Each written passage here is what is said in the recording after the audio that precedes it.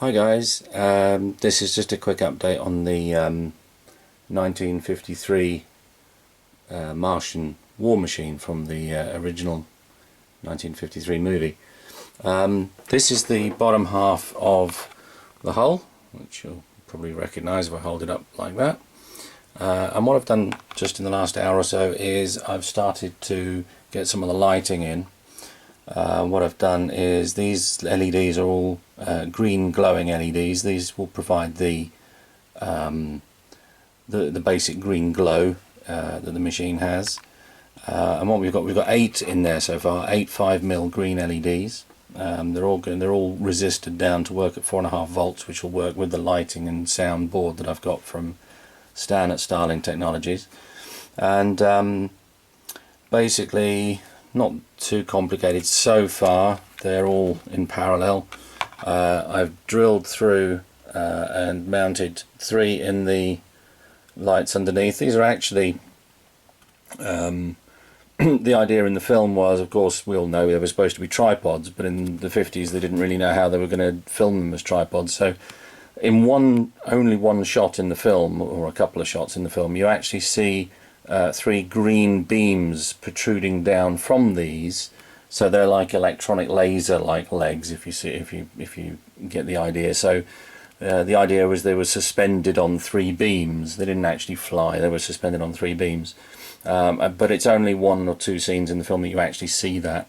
So what I've got is the LEDs are mounted through underneath for there, and we've got 3 for the eye at the front, or for the big green light at the front. And what I've done is I've used a piece of sprue from the same kit, funnily enough, just to build a little platform so that the LEDs are suspended pretty much at the halfway line. As you can see just there, they're pretty much just in the right sort of place. So they're going to light up the front. I've left the natural diffusion of the kit. This is an ABS plastic kit, and what I've done is I've put primer on everywhere. I masked off this front piece rather than cutting and making up a piece of diffusion to go in there. That would be perfect and give you an idea.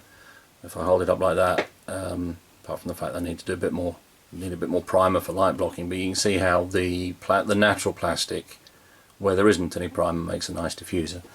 So that's basically it. So we've got the 3 LEDs underneath, we've got a piece of sprue holding another 3 LEDs for the front light, and we've got our 2 wingtip lights. Now there'll be some additional LEDs that are going to go in here and flash when it's firing its guns, and then of course obviously there'll be the one in the centre for the eye, which will be mounted to the top. So I'm just going to connect, let's see if I can do this. Sorry about shaky camera work. I shall just connect this up.